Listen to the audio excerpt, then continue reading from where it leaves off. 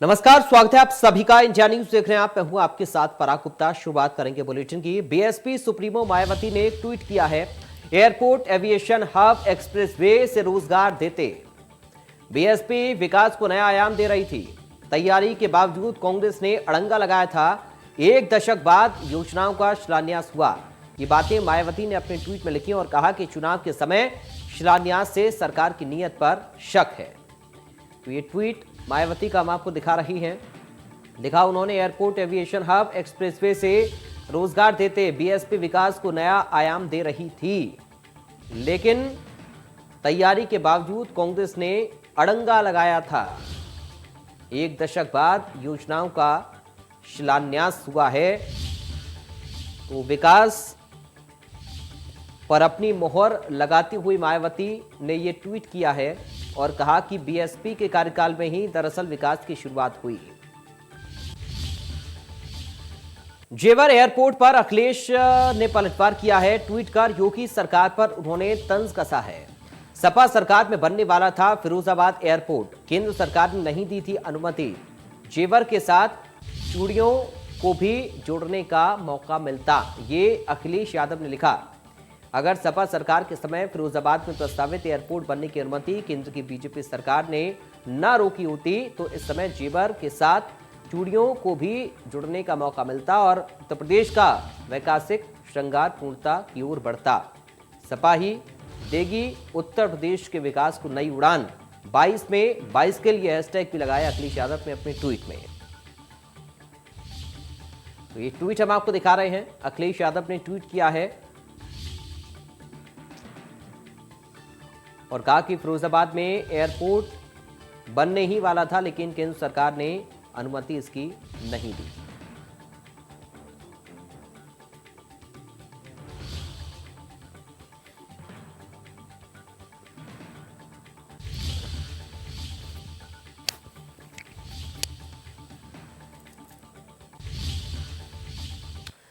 तीन दिवसीय दौरे पर वाराणसी आ सकते हैं प्रधानमंत्री मोदी। 13 से 15 दिसंबर तक वाराणसी में पीएम मोदी रह सकते हैं। मंदिर चौक से भक्तों से सीधा संवाद कर सकते हैं पीएम। 1008 लीटर दूध से बाबा का अभिषेक हो सकता है। किसानों से संवाद और जीरो बजट खेती पर कार्यशाला की योजना है। तो ये बड़ी जानकारी आपको बता दें। प्रधानमंत्री के दौरे से जुड़ी हुई ये बड़ी और अहम खबर इस वक्त मिल रही है। 3 दिवसीय दौरे पर वाराणसी आ सकते हैं पीएम मोदी। ये बड़ी जानकारी। 13 से 15 दिसंबर तक वाराणसी में पीएम रह सकते हैं। मंदिर चौक से भक्तों से सीधा संवाद भी प्रधानमंत्री कर सकते हैं। 1008 लीटर दूध से बाबा का अभिषेक हो सकता है। किसानों से संवाद और जीरो बजट खेती पर कार्यशाला का आयोजन भी होगा। तरह की जानकारी मिल रही है। उधर लखीमपुर खीरी हिंसा कांड से जुड़ी बड़ी खबर आ रही है। सुप्रीम कोर्ट के आदेश पर नियुक्त की गई एसआईटी लखीमपुर पहुंची है। एसआईटी में 3 आईपीएस और 1 हाईकोर्ट के पूर्व जज शामिल हैं। घटनास्थल का मुआयना कर आगे की जांच पड़ताल होगी। एसआईटी ने 3 अक्टूबर को हो रहे कार्यक्रम जांच करने पहुंची है एसआईटी की टीम। तो लखीमपुर खीरी हिंसा कांड से जुड़ी ये बड़ी जानकारी आपको बता दें। सुप्रीम कोर्ट के आदेश पर नियुक्त की गई एसआईटी लखीमपुर पहुंची है। 3 आईपीएस और 1 हाईकोर्ट के पूर्व जज इस एसआईटी में शामिल हैं। लखीमपुर खीरी हिंसा कांड से जुड़ी बड़ी और अहम जानकारी। अलीगढ़ में आयोजित कार्यक्रम में पहुंचे केंद्रीय जल शक्ति मंत्री गजेंद्र सिंह शेखावत ने पत्रकार वार्ता करते हुए कहा कि 2014 में मोदी सरकार बनने के बाद प्रदेश की सरकार की कमान योगी के नेतृत्व में दी गई, जिन्होंने कुशल नेतृत्व किया। आज के आयोजन में उन युवाओं से संवाद स्थापित किया जो गैर राजनीतिक दल से थे। इसके साथ ही कांग्रेस अब वेंटिलेटर पर है, उसमें नीति और नेता का अभाव है। ऐसे किसी भी दल राजनीतिक में मौत हो जाती है। अब आगे भविष्य में राजनीति करने वाले कोई भी नेता कांग्रेस में नहीं आना चाहेगा।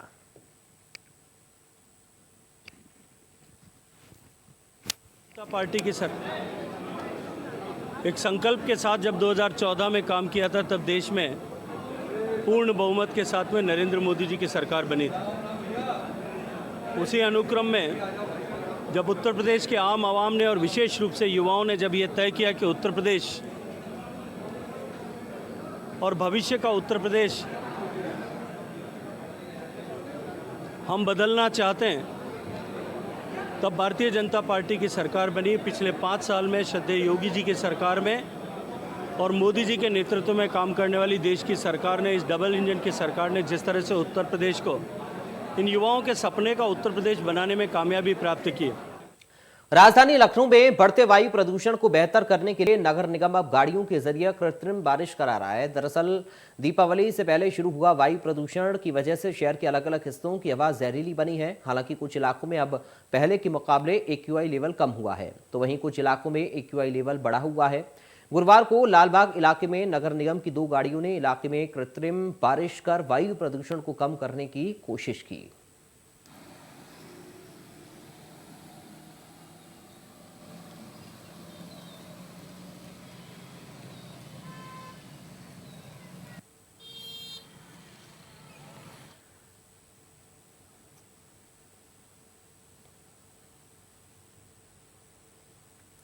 अब बात उन्नाव की, जहां पर स्वास्थ्य विभाग की शर्मनाक करतूत सामने आई है। प्रसूता को खून की कमी के चलते अस्पताल में भर्ती नहीं किया गया। CSC गेट पर ही महिला ने नवजात को जन्म दिया। किसी कर्मचारी और डॉक्टर ने महिला का प्रसव नहीं कराया, बल्कि प्रसव के बाद महिला को CSC में भर्ती किया गया।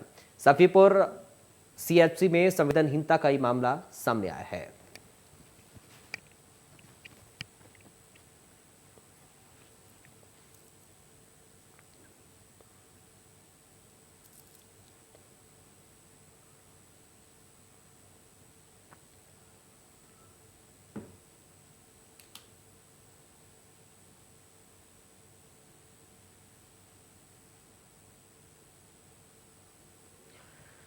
बढ़ते आगे, अलीगढ़ में बीजेपी के द्वारा युवा उत्थान कार्यक्रम का आयोजन किया गया, जिसमें मुख्य अतिथि के तौर पर गजेंद्र सिंह शेखावत ने शिरकत की।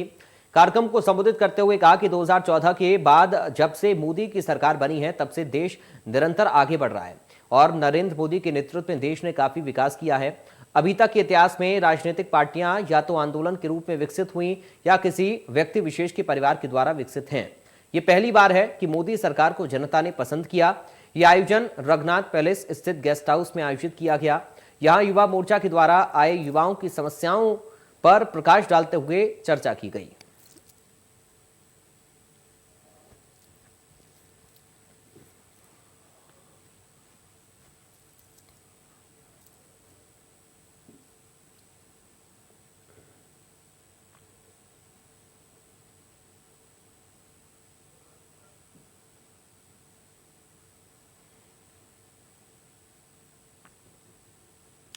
और वायु प्रदूषण की मार नोएडा में भी देखने को मिल रही है। बढ़ते वायु प्रदूषण को लेकर इंडिया न्यूज संवाददाता ने जायजा लिया है, देखिए रिपोर्ट। नोएडा में मौजूद है और अगर हम आज नोएडा के पोल्यूशन की बात करें तो आज AQI लेवल है वो 350 है। यानी आज भी जो नोएडा की हवा है वो है जहरीली है। और वहीं हम ग्रेटर नोएडा की बात करें, ग्रेटर नोएडा भी एयर पोल्यूशन है वो लगभग 150 है। यानी कहें तो ग्रेटर नोएडा में काफ़ी ज़्यादा हवा खराब नहीं है। ये जरूर है कि नोएडा की जो हवा की बात करें वो बेहद ही जहरीली है। AQI लेवल है वो लगातार बढ़ता हुआ जा रहा है। इसके चलते कहीं ना भी देखो कि सड़कों पे धुंध छाई हुई है। कहीं ना कहीं अब लोगों का हवा है वो लोग मास्क यूज कर रहे हैं। कहीं ना कहीं कहें तो अब जो जहरीली हवा के चलते लोगों का दम है वो घुटता हुआ जा रहा है। हालांकि अब कहें तो प्रशासन ने भी कुछ दिन पहले 4 दिनों तक कंस्ट्रक्शन साइट से लेकर तमाम जो निर्माणी बिल्डर थी उन पर रोक लगा दी थी। तब कहीं ना कहीं एयर पोल्यूशन था, उसका जो प्रदूषण था वो काफ़ी घटा था। लेकिन जब जो काम है वो सुचारू कर दी गई तो उसके बाद अब कहीं ना कहीं पोल्यूशन का लेवल है वो बढ़ता हुआ जा रहा है। नोएडा से कुमार, इंडिया न्यूज। अलीगढ़ के थाना टप्पल इलाके से छेड़खानी की खबर सामने आई है, जहां महिला के साथ छेड़खानी करते हुए अभद्रता की गई और उसके साथ जबरदस्ती करने की कोशिश की गई। खेत में काम कर रही महिला को गांव के 2 युवकों ने बुरी नीयत से दबोच लिया। महिला की चीख पुकार की आवाज सुनकर खेतों में काम कर रहे लोग घटनास्थल पर पहुंचे और मौके पर लोगों को आता देख दोनों युवक मौके से फरार हो गए, जिसके बाद पीड़ित महिला मुकदमा दर्ज कराने के लिए थाना टप्पल पहुंची थी। लेकिन पुलिस ने महिला की तहरीर पर दोनों लोगों के खिलाफ मुकदमा दर्ज नहीं किया। पीड़ित बीते 3 दिनों से आरोपियों के खिलाफ कार्रवाई के लिए इंसाफ की चौखट पर पहुंच रही है, लेकिन कोई सुनवाई नहीं हुई है।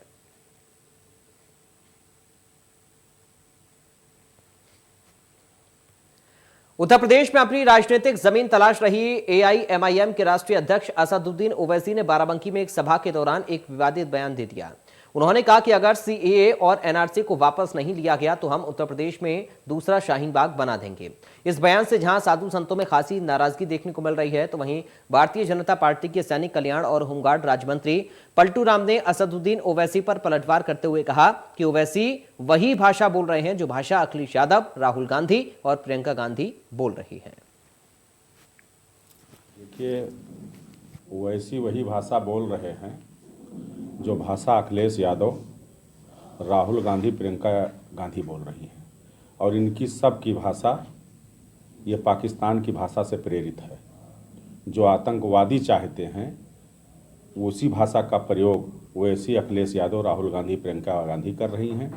और जब तक इस देश के यशस्वी प्रधानमंत्री माननीय नरेंद्र मोदी जी और प्रदेश के यशस्वी मुख्यमंत्री जब तक योगी जी के हाथों में बागडोर है, जनता का जब तक उनके ऊपर विश्वास है, तब तक सीए एनआरसी ही नहीं और भी कठिन कानून कोई लाना होगा तो हम पीछे नहीं हटेंगे।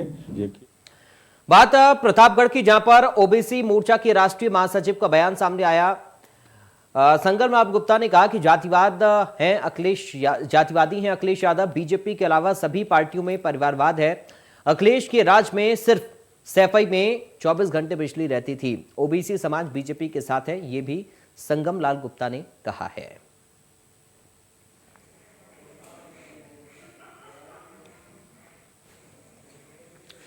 उत्तराखंड, उत्तर प्रदेश और मिजोरम के पूर्व राज्यपाल अजीज कुरैशी अलीगढ़ मुस्लिम विश्वविद्यालय ओल्ड बॉयज एसोसिएशन पहुंचे। इस दौरान उन्होंने बीजेपी पर जमकर निशाना साधा।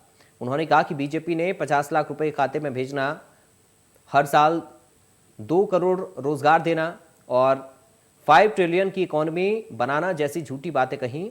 वहीं कृषि कानून को संसद में बनाकर अब वापस ले रहे हैं। पूर्व राज्यपाल अजीज कुरैशी ने कहा कि कांग्रेस समेत सभी पार्टियां मिलकर समाजवादी पार्टी का सहयोग करें, क्योंकि आज के हालात में सिर्फ समाजवादी पार्टी भारतीय जनता पार्टी से चुनाव में मुकाबला कर सकती है। उन्होंने कहा कि बीजेपी के बाद कांग्रेस राष्ट्रीय पार्टी है, रीजनल पार्टी, केंद्र में कोई चेंज नहीं कर सकती। उन्होंने कहा कि प्रियंका वाड्रा और राहुल गांधी की बैठक अखिलेश यादव के साथ कराने की कोशिश करूंगा, हालांकि वे खुद भी मिल सकते हैं।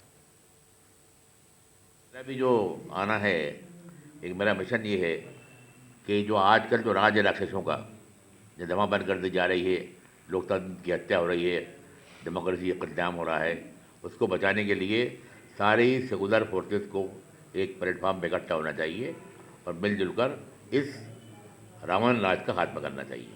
हो जाएंगे।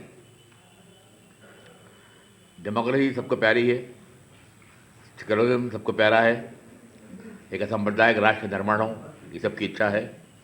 अमर कायम रहे, भाईचारा रहे, मानवता का बंटवारा नहीं हो, गंगा जमनी तहजीब हमारी कल्चर हमारा है वो बाकी रहे। सब चाहते हैं इस बात को कहिए। और ये जो लोग आज राज कर रहे हैं ये दुश्मन है मानवता के, सभ्यता के, कल्चर के, परंपराओं के, धर्म के, राजनीति के, प्रजातंत्र के, सबके दुश्मन है लोगों। मेरा भी जो यूपी में राज्य मंत्री ठाकुर रघुराज सिंह ने फिर से विवादित बयान दिया है। उन्होंने कहा कि मदरसे आतंकवादियों के अड्डे हैं, वहां आतंकवादियों को ट्रेनिंग दी जाती है। मदरसे से निकलने वाला व्यक्ति आतंकवादी बनता है, उनकी सोच आतंकवादी की होती है। उन्होंने कहा कि अगर भगवान ने मुझे मौका दिया तो पूरे देश के मदरसे बंद कर दूंगा। उन्होंने कहा कि उत्तर प्रदेश में 250 मदरसे थे, आज 22,000 मदरसे स्थापित कर दिए गए हैं। उन्होंने कहा कि अलीगढ़ मुस्लिम यूनिवर्सिटी से वानी निकला था, वो भी मदरसे से जम्मू कश्मीर से पढ़कर आया था। तो राज्य मंत्री ठाकुर रघुराज का एक बार फिर से विवादित बयान सामने आया। उन्होंने कहा कि मदरसों से आतंकवादी निकलते हैं। मदरसों को लेकर टिप्पणी ठाकुर रघुराज सिंह ने की है। अब बात कानपुर की, जहां पर कमिश्नरेट पुलिस को बदमाशों की खुली चुनौती मिली है। ज्वेलर्स पिता पुत्र को गोली मारकर लूट, दोनों घायल शख्स अस्पताल में भर्ती हैं। बदमाशों की तलाश में अब पुलिस जुटी है। नौवस्ता थाना क्षेत्र के ब्लॉक बसंती मार्केट की पूरी घटना है। तो पुलिस को खुलेआम चुनौती देते हुए इस वारदात को अंजाम करके बदमाश फरार हो गए। बीजेपी की सैनिक सम्मान यात्रा पर सवाल उठे हैं। आप प्रवक्ता संजय भट्ट ने सवाल उठाया। कहा कि मिट्टी लेने पर कई शहीद परिवार ने विरोध किया है। धरातल पर हकीकत सबके सामने है। बीजेपी के कथनी और करनी की पोल खुल गई है। शहीदों की शहादत पर केवल राजनीति कर रही है बीजेपी, ये उनकी ओर से कहा गया।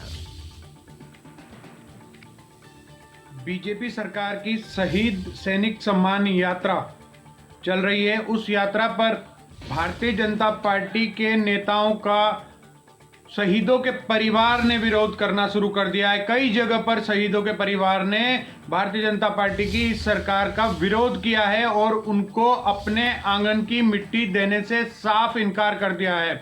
शहीद सैनिकों के परिवार वालों का मानना है, कहना है कि पहले हमारी समस्याएं तो दूर कर दो, पहले हमारे गांव में सड़क तो पहुंचा दो। अब बात हरिद्वार की, जहां पर कर्नल अजय कोठियाल ने प्रेस कॉन्फ्रेंस की है। गंगा आरती कर मां गंगा का उन्होंने आशीर्वाद दिया है। मुफ्त तीर्थ यात्रा के कार्ड वितरण अभियान में शामिल हुए। हरिद्वार जिले के कई विधानसभाओं के प्रभारी इस दौरान मौजूद रहे। दिल्ली के सीएम अरविंद केजरीवाल की जमकर उन्होंने तारीफ की। तो मुफ्त तीर्थ यात्रा कार्ड के वितरण अभियान में भी कर्नल कोठियाल शामिल हुए हैं। गंगा आरती भी उन्होंने की है।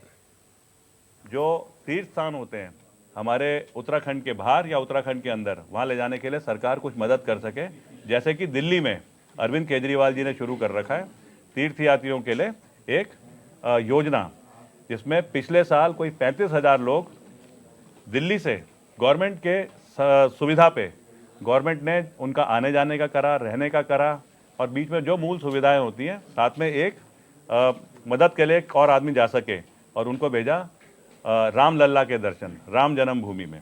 तो आज हम जो कुछ दिन पहले अरविंद केजरीवाल जी ने एक योजना घोषित करी थी कि तीर्थ यात्रियों को हम किस प्रकार से इन धार्मिक स्थलों पे ले जाने का अपना तरतीब बनाएंगे, उस घोषणा को लॉन्च करने के लिए आज इस पावन भूमि हरिद्वार में आकर के मेरे को ये मौका मिल रहा है कि मैं सबके साथ शेयर कर रहा हूँ। तो फिलहाल इन तमाम खबरों के साथ इस बुलेटिन से मुझे दीजिए इजाजत। आप देखते रहिए इंडिया न्यूज।